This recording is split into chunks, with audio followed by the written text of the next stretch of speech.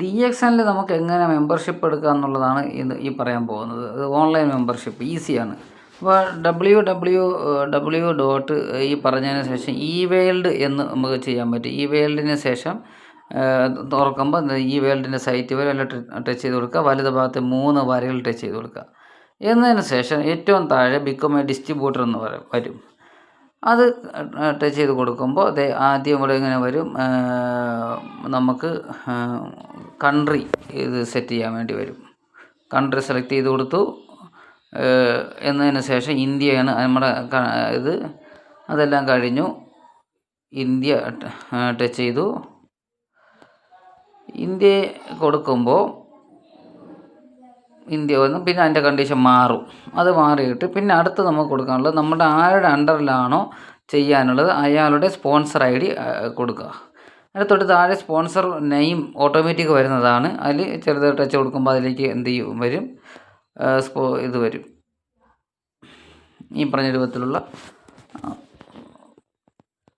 വന്നു. മുഹമ്മദ് സഹൽ എന്ന് പറയുന്ന ഒരാളുടെ അണ്ടറിലാണ് നമുക്ക് ഒരാളെ ചേർക്കാനുള്ളത്. അത് കഴിഞ്ഞു.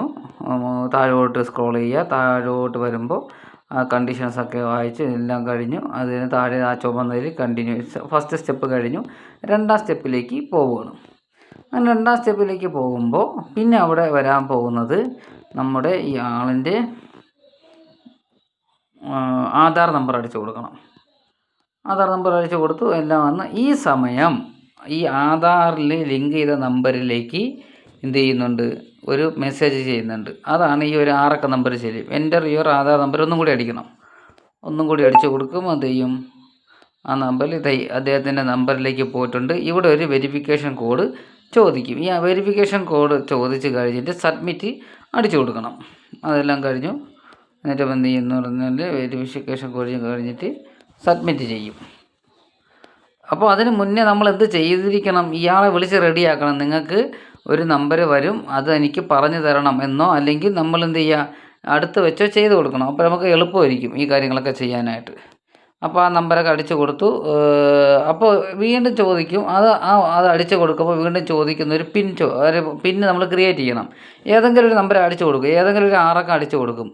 ഇവിടെ ശ്രദ്ധിക്കേണ്ട സംഗതി, ഇവിടെ ചിലപ്പോൾ അടിച്ചു കൊടുത്ത് ഇൻകറക്റ്റ് പിന്നെന്ന് കാണിക്കും. ചില ആളുകൾക്ക് ഇൻകറക്റ്റ് പിന്നെന്ന് കാണിച്ചാൽ ഇദ്ദേഹത്തിൻ്റെ ഡേറ്റ് ഓഫ് ബർത്ത് ഫോർഗോട്ട് അടിച്ചു കൊടുത്തിട്ട് അവിടെ ഇദ്ദേഹത്തിൻ്റെ ഡേറ്റ് ഓഫ് ബർത്ത് കൊടുക്കണം. ഈ ഡേറ്റ് ഓഫ് ബർത്ത് കൊടുക്കുമ്പോൾ വീണ്ടും 6 അക്ക നമ്പർ നമ്മൾ ചെയ്ത് കൊടുക്കുമ്പോൾ ഇതേപോലെ വരും. എന്നിട്ട് അവിടെ മുകളിൽ ടിക്ക് കൊടുക്കുക. ആധാറിൻ്റെ ഇതെല്ലാം പറഞ്ഞപ്പോൾ ആധാറിലുള്ളത് പോലെയുള്ള എല്ലാം എന്ത് ചെയ്യും ഇതിലേക്ക് വരും. ആധാറിലുള്ള എല്ലാ ഡീറ്റെയിൽസും ഇതിൽ വരുന്നതാണ്. വന്നു. ഈ പറഞ്ഞ രൂപത്തിൽ ടിക്ക് കൊടുത്തു.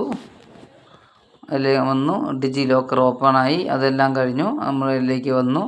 കണ്ടിന്യൂ കൊടുത്തു. കണ്ടിന്യൂ കൊടുക്കാൻ പറ്റും. എന്നതിന് ശേഷം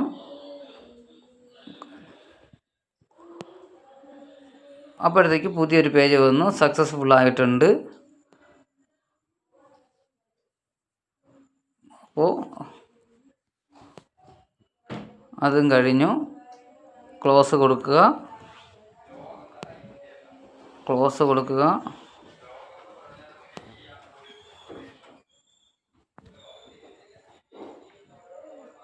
ക്ലോസ് കൊടുത്തു. അപ്പോൾ ഈ പറഞ്ഞ ആളുടെ എല്ലാ ഡീറ്റെയിലും ഇത് ഇങ്ങനെയെല്ലാം ഇങ്ങോട്ട് വരും. അതിൽ ഈ ചുവന്ന കുത്തിട്ടിരിക്കുന്ന എല്ലാം നിർബന്ധമാണ്. ടൗൺ സിറ്റിയിൽ ഇല്ല. അതുപോലെ തന്നെ ഇദ്ദേഹത്തിൻ്റെ ഫാദറിൻ്റെ ഇത് നോക്കുകയാണെങ്കിൽ അതൊന്നും നമുക്കിവിടെ കാണാൻ കഴിയില്ല. ടൗൺ അടിച്ചു കൊടുത്തു. ഇനി അതൊക്കെ പൂരിപ്പിക്കേണ്ടതൊക്കെ അങ്ങനെയെല്ലാം പൂരിപ്പിക്കുക. എല്ലാം കഴിക്കുക. പിന്നെ കുറച്ച് താഴോട്ടൊരു മൊബൈൽ നമ്പർ ഒരിക്കലും തെറ്റാൻ പാടില്ല. കാരണം ഈ മൊബൈലിലേക്കാണ് മെസ്സേജ് പോകുന്നത്. പിന്നെ പ്രൈമറി ഇമെയിൽ നമ്പർ അത് ഒരു ഇമെയിൽ ID തെറ്റാൻ പാടില്ല.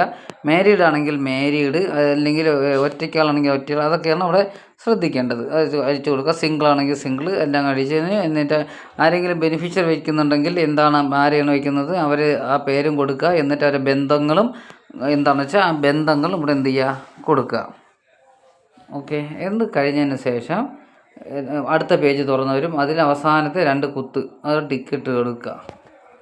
ഈ ടിക്കറ്റ് കൊടുക്കുക. എന്നതിന് ശേഷം കുറച്ച് നേരം ഇങ്ങനെ കറങ്ങും. ചിലപ്പം നെറ്റ് സ്പീഡ് ഉണ്ടെങ്കിൽ കറക്കം ഉണ്ടാവില്ല, അല്ലെങ്കിൽ സ്വല്പം കറങ്ങും. കറങ്ങിയതിന് ശേഷം എന്തുണ്ടാവും, ഈ പറഞ്ഞ രൂപത്തിൽ സബ്മിറ്റ് കൊടുക്കണം.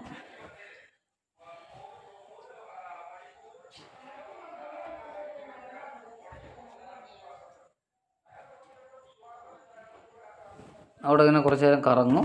ഇതിന് ശേഷം സബ്മിറ്റ് കൊടുക്കുക.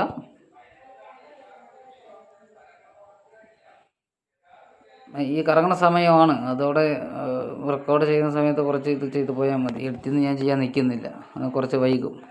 അപ്പോഴത്തെ ഇതുപോലൊരു മെസ്സേജ് നമുക്ക് വരും.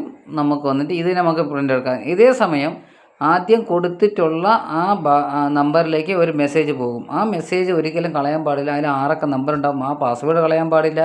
അതായിരിക്കും നമ്മുടെ നമ്പർ. 9 അക്ക നമ്പർ ഇട്ടും ആ പ്രിൻറ്റിലേക്ക് നമുക്ക് പോകാൻ സാധിക്കും. പ്രിൻറ്റിൽ നമുക്ക് എന്ത് ചെയ്യാം, സേവ് ചെയ്യാം. ഇപ്പോൾ ഞാൻ പറഞ്ഞ ഇതു എന്ന് പറയുന്ന ഒരു മാസ്റ്റർ പേരിലാണ് നമ്മൾ ചെയ്തിട്ടുള്ളത്. അദ്ദേഹത്തിൻ്റെ ഇത് കൊടുത്തിട്ടുണ്ട്. അദ്ദേഹത്തിൻ്റെ ഈ വേൾഡിലേക്ക് ഞാൻ എന്ത് ചെയ്യുന്നുണ്ട്, സേവ് ചെയ്യുന്നു.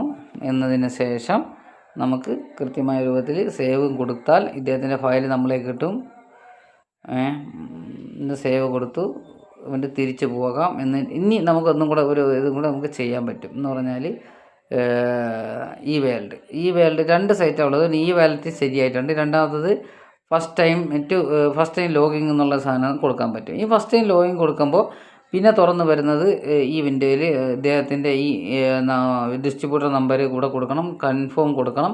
അത് കഴിഞ്ഞതിന് ശേഷം ഇമെയിലിലേക്ക് ഒരു ആക്ടിവേഷൻ കോഡ് കൊടുക്കാൻ വേണ്ടി ഡേറ്റ് ഓഫ് ബർത്ത് അടിച്ച് കൊടുക്കണം, ഇമെയിൽ അഡ്രസ്സ് കൊടുക്കണം, സബ്മിറ്റ് ചെയ്യണം. ഇമെയിൽ ഒരു ആക്ടിവേഷൻ കോഡ് വരും.